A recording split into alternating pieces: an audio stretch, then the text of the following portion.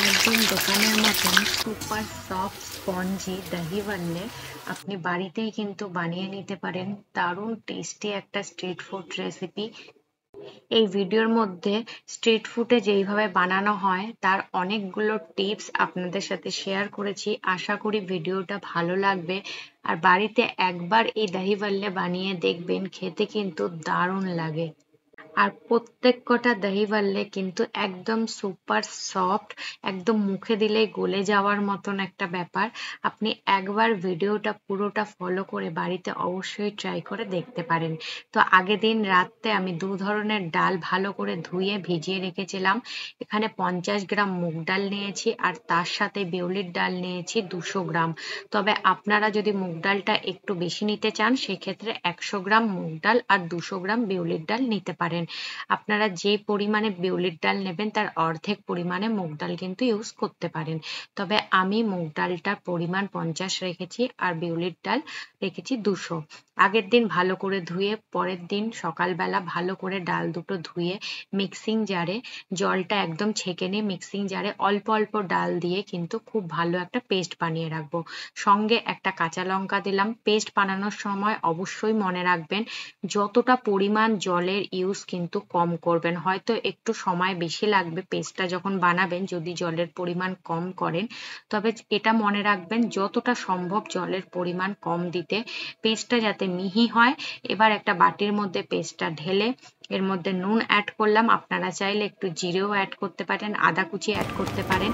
এবার এই ডালটা কমসে কম 10 মিনিট মতন কিন্তু ফেটাতে হবে। দেখুন আমি কিভাবে ফেটাচ্ছি। প্রথমে একই ডাইরেকশনে 5 মিনিট ফেটাতে হবে আর বাকি 5 মিনিট এইভাবে ফেটাতে হবে যাতে ডালের মধ্যে হাওয়া জমা হয়, মানে হাওয়া ভরতে হবে। তাতে কি হবে, এইভাবে ফেটালে ডালটা অনেক স্পঞ্জি হবে। এইবার চেক করার জন্য একটা বাটির মধ্যে জল নিয়ে নিয়েছি। জলের মধ্যে অল্প একটু ডাল দিয়ে দেখুন ডালটা যে ব্যাটারটা ফেটিয়েছি সেটা কিন্তু জলের ওপরেই ভাসছে।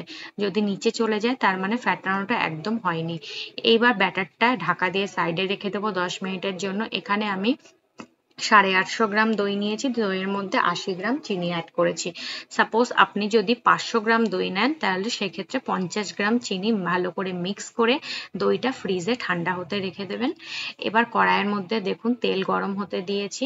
ব্যাটারটা সামনে নিয়ে নিয়েছি, একটা বাটির মধ্যে জল নিয়ে নিয়েছি আর দুটো প্লেট আগে থেকেই রেখে দিয়েছি বড়াগুলো ভেজে ভেজে তুলবো বলে। এইবার হাতটা ভালো করে জলের মধ্যে ডুবিয়ে অল্প একটু ব্যাটার নিয়ে এরকম হাতের সাহায্যে ঘুরিয়ে একটু গোল করে নেব। দই বাড়লে কিন্তু গোল গোল হয়, তাই হাতের সাহায্যে একটু গোল করে এই তেলের মধ্যে ছেড়ে দেবো। তেলটা কিন্তু হালকা একদম উষ্ণ গরম হতে হবে, যাতে সঙ্গে দেখুন হালকা একদম হালকা হালকা বাবল আসছে, খুব বেশি গরম যাতে তেল না হয়।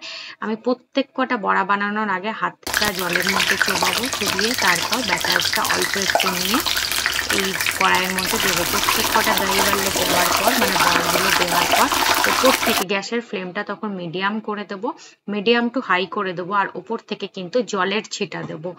এতে কি হবে, দই এই যে বড়াগুলো না অনেকটা একদম সফট স্পঞ্জি হবে। ভেতরে যে ব্যাটারটা মানে দই বড়াটা অনেকটা সফট হবে। তারপর হালকা একটু দু সাইড ভেজে প্লেটের মধ্যে তুলে রাখবো। সেম ভাবে প্রত্যেকটা বড়া দেওয়ার আগে হাতটা একটু ডুবিয়ে নিয়ে তারপর এরকম গোল রাউন্ড করে তেলের মধ্যে ছাড়তে হবে। আর তারপর সবকটা ছাড়ার পর জলের ছিটা মারবো অন্তত পক্ষে 2 থেকে 3 বার। একটু দূরে থাকবেন কড়াইয়ের থেকে, কারণ ছিটা মারলে খুব বেশি ছিটা মারবেন না, জলের হালকা মানে জাস্ট ছিটা, ভরে জল দিয়ে দেবেন না আবার। তারপর হালকা একটু দুপাশে কালার আসলে বড়াগুলো তুলে নেব, ঠান্ডা হতে দেব। ঠান্ডা হলে গ্যাসের ফ্লেম হাই করব। একদম গরম তেলের মধ্যে বড়াগুলো আবার ঠান্ডা বড়াগুলো দিয়ে একদম খুব ঝটাফট একদম গোল্ডেন কালার আসা পর্যন্ত ফ্রাই করে তেল থেকে কিন্তু তুলে নেব। দোকানে একসাথে অনেকটা করে, একদম ঠান্ডা হয়ে যাওয়ার পর তারপর আরেকবার কিন্তু এইভাবে ফ্রাই করে। এতে কিন্তু বড়াগুলো অনেক সফট আর স্পঞ্জি হয়। অনেক সময় বড়া উপর থেকে তো সফট হয়, ভেতর থেকে কিন্তু শক্ত হয়, তো সেটা কিন্তু একদমই হবে না। এবার হালকা একটা উষ্ণ গরম জল, খুবই হালকা গরম জলে আমি দিয়ে দিলাম হিং আর নুন। তারপর ভালো করে মিশিয়ে দই বাল্লেগুলো যে ভেজে রেখেছিলাম সেগুলো দিয়ে 20 মিনিটের জন্য ঢেকে রেখে দিয়েছিলাম। দেখুন প্রত্যেক কটা বড়া আরো ফুলে ফুলে কিরকম বড় হয়ে গেছে। এবার এক একটা করে বড়া নেব আর খুব হালকা হাতে প্রেস করে জলটা কিন্তু বার করে দেবো। খুব হালকা হাতে প্রেস করতে হবে, কারণ এই দহি বাল্লেগুলো অনেক সফট হয়। প্লেটের মধ্যে কিন্তু এরকম সাজিয়ে নেব। দোকানে কিন্তু এরকম প্লেট জল থেকে বার করে ওরা এইভাবে রেখে দেয়। যখন কেউ চায় মানে দোকানে দেওয়া হয়, তখন প্লেটের মধ্যে ওরা সাজিয়ে ওপর থেকে এই ফ্যাটানো দই দিয়েই কিন্তু পরিবেশন করে। তাই যখন খাওয়ার সময় হবে তখন ওপর থেকে একদম ঠান্ডা ঠান্ডা দই সার্ভ করে দিন। দইটা যদি আপনার মনে হয় একটু গাঢ়, সেক্ষেত্রে একটু ঠান্ডা জল মিশিয়ে পাতলা করে নিতে পারেন। কিছুদিন আগে আমি পাপড়ি চাটের রেসিপি দিয়েছিলাম, সেই রেসিপির মধ্যে আমি গুড়ের চাটনি, গুড় আর খেজুরের চাটনিটা দেখিয়েছিলাম। গুড়, খেজুর আর তেঁতুলের তিনটে মিক্স করে সেই চাটনিটা উপর থেকে দিয়ে দিলাম। তার সাথে গ্রিন চাটনি দিয়ে দিলাম, ধনেপাতা, পুদিনা পাতা, কাঁচা লঙ্কা, আদা, লেবু আর তার সাথে একটু নুন দিয়ে বানিয়েছি। এই চাটনিটা দিয়ে ওপর থেকে একটু ভাজা জিরের গুঁড়ো, লঙ্কার গুঁড়ো আর কালো নুন মানে বিট নুন দিয়ে উপর থেকে একদম পাতলা ঝুরি ভাজা, আর তার উপর থেকে আনার দানা দিয়ে দিলাম।